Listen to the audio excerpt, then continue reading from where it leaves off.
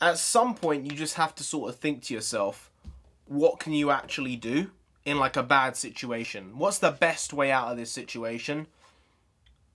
And I think it's sort of that predicament that Spurs are in right now. Like, what can Spurs legitimately do right now? And to be fair, I'm not really even like mad or sad or even angry or disappointed at how Spurs are playing or the situation we're in.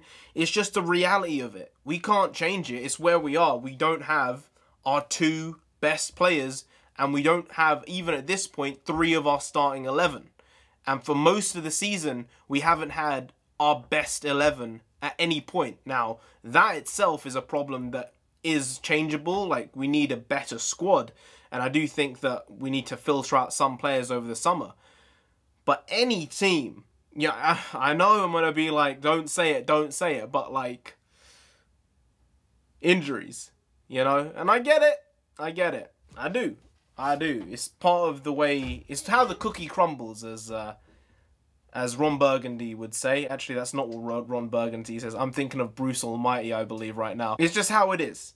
And I'm not using that as any type of excuse, because it is basically famous at this point. Mourinho saying the injuries. Now he stopped saying it because I think he realised people are getting a bit terse with it.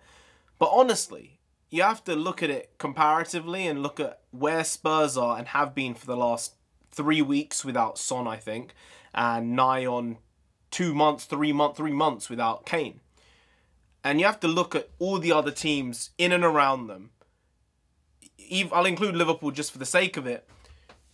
But where would their season be right now if they hadn't had their top goal scorer, a prolific goal scorer over the last half a decade in their team, and the second best goal scorer in the club's last 5 years?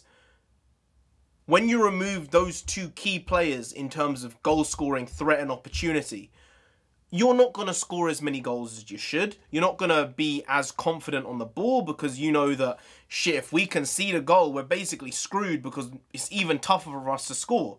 So, you know, it's almost an untenable position Mourinho's in with what we need from the rest of the season. We need to get European football, Champions League football realistically, and I can't see that with the remaining games. We're on 41 points. I don't expect us to finish with above 55 points, and I don't think that will be enough for Champions League football next year. If you look at Arsenal and you take Lacazette, Aubameyang, just those 2 out, not Pepe, not anyone else, you take Lacazette and Aubameyang out of their team, where would Arsenal be in the table right now if one of them, Aubameyang, hadn't been around for 3 months and now Lacazette hadn't been around for a month? Where would Arsenal be in the table? I'd say that they'd definitely be way lower than they are right now. They'd probably be on 30-something points at this moment in time. That's just fact. That's just the truth. If you look at City even, if you remove Aguero and Sterling from City, I don't think City are where they are in the table. I think City would be in the scrap with the rest of the teams for 3rd, 4th and 5th, basically, for European football. If City didn't have Aguero and Sterling, Jesus would have got a lot more goals, because he would have been playing more often, but I think it's unrealistic to say that City would be in the position they're in if Aguero and Sterling were injured. Now, that's just Arsenal and City. Even United. If United didn't have Rashford and Martial, they're 2 highest goal scorers, I think, from memory. That one might be wrong. I'm not 100% sure. I think so, though. Where would United be in the league? Like, it's crazy to be saying, yeah, well, Spurs should be doing better. If any team had the injuries Spurs have had this season, they would be way further down the table than Spurs are right now. And yes, honestly, Spurs should have done it way better earlier in the season. We should have had, you know, a 10-point gap at this point because of the results that we'd had in the first half of the season, and we mucked up ourselves. Spurs mucked up. Wolves. You leave out Jimenez and Jota. Where the hell are Wolves this season? These are just facts. You're taking out dozens of goals from the team, and you expect the team to perform just as well. It's completely unrealistic. It's ridiculous that people are expecting Spurs. And even I was expecting Spurs up till like a week and a half ago. I was like, man, we should be doing better. Not really. We really shouldn't be doing much better than we're doing. We don't have our 2 goal scorers. what do you want? And now Bergwijn's injured as well. It's like, you take Traore out of Wolves. What the hell's going to happen to them then if we don't include Bergwijn or Sissoko? It's crazy. It's mad.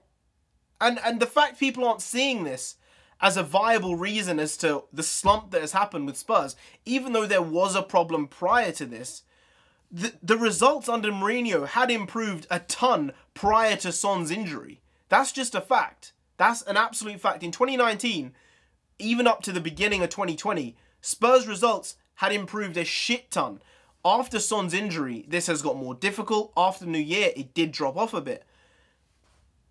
But compared to the form we had for the rest of the season, we would be probably in, I think, 4th place right now, or 3rd place even, if Mourinho had had the form he's had so far for the whole season.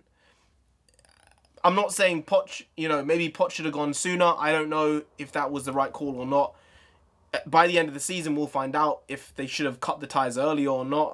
I think Poch did a lot for the club, and he'll go down in history, for taking us to a Champions League final. But maybe the season should have started with Mourinho, the way it's looking. I don't know. It's a very, very weird situation. And then, obviously, now we've said Wolves, you look at Liverpool. You take out Mane and Salah from Liverpool. What's going to go on with their team? What's happening with their team? Yeah, Firmino's going to score goals. Shaqiri would probably play more. Origi would probably get some goals. But they're not going to be winning the title the way they are if Salah and Mane were out of the team for any prolonged period of time.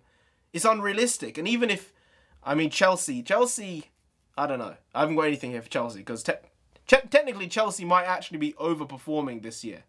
I don't know. Maybe if they get Champions League football, that would be a really good step for them.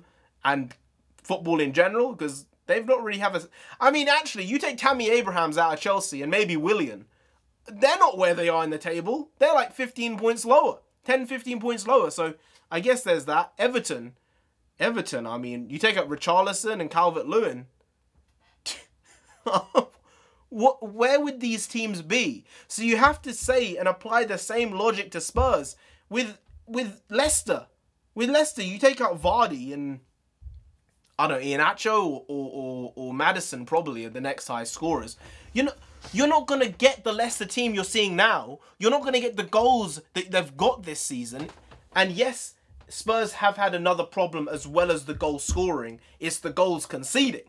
Because if Spurs didn't concede as many goals this season, we'd probably be in a way better position in terms of points, tally, all of that jazz. And that's no one else's fault but the defenders and maybe the midfield. I can't blame the attackers for, the forwards for the defending and that part of the game, not tracking back, because Spurs forwards track back a shit ton. Like Harry Kane, when it's a defensive corner, is basically bloody playing as a centre-back. It's crazy. He's a tall guy. He's a big guy, I guess. But, yeah, I just wanted to point that out in this video that Spurs have been dealt a ridiculous hand this season. And that's just how it is. We can't change that. But what we can change is the perception of how well we should have done and how well we have done. And the only way I see this is, no, it's not the attackers' faults that they're injured. Really, we need to look at the defensive play that we're doing. Maybe we need to bring in another defender. We definitely need a left back. Definitely need a right back. Aurier is fine. I think he's actually stepped up in a lot of ways this season. But he is not a Tottenham Hotspur. Like, at this moment in time, he's not a right back for us. He's not. He's a right winger. And that's fine. That's fine. He does a good job. His delivery has improved. He can score a goal. He does a lot for the team in other ways. But defensively, he's a bit lacking. And I think that any of those teams I named above, without their 2 best players, their 2 highest scoring players, would be in a very different position. They would all be in very different positions if they didn't have both of them, just like Spurs haven't had Kane for 3 months and Son for three weeks to a month now. So that's all I wanted to say. Just perspective is important, and I've changed my mind as to how well or bad Spurs have done this season because of that. Because I looked at that and I thought any team would struggle in this situation. So I don't expect them to pick results up against Liverpool or City or Leicester. Or United, Chelsea are all going to be particularly tough games. Whereas last year I would have said, yeah, we can go to We can go to United and Chelsea and get points. We can get points there. We can go to Leicester and get points. This season, we somehow got points off City, which is crazy because it sort of showed me a different aspect to Spurs' play, which is soaking shit up. It was incredible watching it because we didn't play that well against City both times. But we managed to get, I think, 4 points off of them this season, which is pretty incredible. That's like 1/10 of all the points we've got this season. So, yeah, we've just been very inconsistent. But, like I said, if the top teams in the league, the top half of the table, didn't have their 2 highest scoring players for a prolonged period of time, the table would look completely different to what it does right now.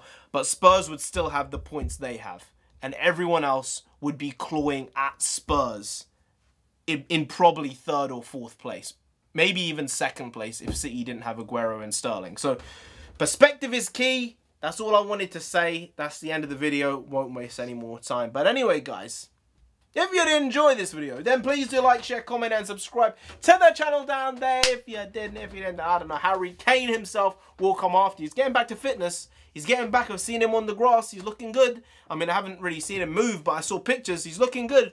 You don't want that. He'll give you a damn caning. Caning, play on words. Yes. Genius. Comedy. No.